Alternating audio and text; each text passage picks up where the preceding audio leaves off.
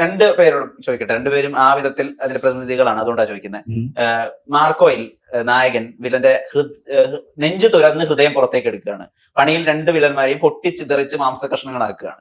വയലൻസിന്റെ രണ്ട് അറ്റങ്ങളാണ് ആ രണ്ട് സിനിമകളുള്ളത്. അപ്പൊ ഞാനൊരു ചൈൽഡ് സൈക്കോളജിസ്റ്റിനോട് സംസാരിക്കുമ്പോൾ അദ്ദേഹം പറഞ്ഞത്, സിനിമയിൽ ഇത്രയധികം ഡീറ്റെയിലിങ്ങുകൾ വരുന്നത് കുട്ടികളെ ഇൻഫ്ലുവൻസ് ചെയ്യുന്നുണ്ട്, കുട്ടികളിൽ വയലൻസ് വളർത്തുന്നുണ്ട്. നമ്മൾ കുട്ടികൾ വയലന്റ് ആവുന്ന ഒരു വാർത്തകൾ എല്ലാ ദിവസവും കാണുന്നുണ്ട്, റാങ്കിങ്ങിലൂടെയും പ്രിൻസിപ്പളിനെ ചോദ്യം ചെയ്തിട്ടും അങ്ങനെ പല വിധത്തിൽ.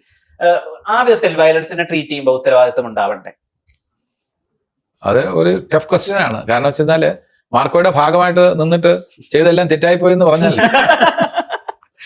ആൾക്കാർ എന്നെ കൈകാര്യം ചെയ്യും. പക്ഷെ എല്ലാ ചോദ്യത്തിനും ഏറ്റവും നയതന്ത്രമായും മറുപടി പറയുന്ന ഒരാളാണ്. അതാണ് ഞാൻ ഒന്ന് മാർക്കോയില ചെയ്ത് കഴിഞ്ഞു, ടോണി ഐസക്ക്. അത് ചെയ്ത് കഴിഞ്ഞിട്ട് വെളിയിലിറങ്ങി എന്താ ഈ വയലൻസ് ഒക്കെ കാണിക്കുന്നത്, ദ്രോഹമല്ലേ എന്ന് ചോദിച്ചാൽ പിന്നെ എന്തിനാൾ അഭിനയിച്ചത് അതിൽ എന്ന് ചോദ്യം വരും. അപ്പൊ എനിക്ക് അതിന്റെ ഉത്തരവാദിത്വം അങ്ങനെ ആരെങ്കിലും ആരോപിക്കുന്നുണ്ടെങ്കിൽ ആ ഉത്തരവാദിത്വത്തിൽ നിന്ന് ഞാൻ ഒഴിഞ്ഞു മാറുന്നില്ല.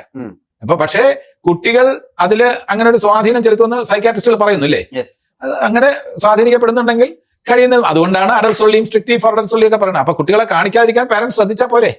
കുട്ടികൾ അത് സ്വാധീനിക്കപ്പെടുന്നുണ്ടെങ്കിൽ കുട്ടികളെയും കൊണ്ട് സിനിമയ്ക്ക് പോകുന്ന പാരന്റ്സിനെ നമ്മൾ കുറ്റപ്പെടുത്തണ്ടേ കുറച്ച്, ഒരു പരിധിവരെയെങ്കിലും.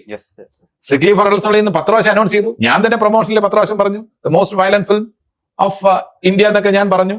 അപ്പൊ എന്നിട്ടും കുട്ടികളെ കൊണ്ടുപോയി കാണിക്കാന്ന് പറഞ്ഞാൽ ആ കുട്ടികളുടെ അക്രമവാസന വേണമെങ്കിൽ വന്നോട്ടെ എന്ന് ചിന്തിക്കുന്ന പാരന്റ്സ് അല്ലേ. അപ്പൊ പാരന്റ്സിന് ആ ഉത്തരവാദിത്തത്തിൽ നിന്ന് ഒഴിഞ്ഞു മാറാൻ കഴിയുമോ?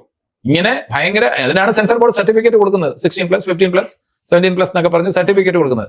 ആ സെൻസർ ബോർഡിന്റെ തീരുമാനങ്ങൾ അനുസരിച്ച് കഴിഞ്ഞിരുന്നാൽ ഒരു പരിധിവരെ പ്രശ്നങ്ങൾ ഒഴിവാക്കാൻ കഴിയും.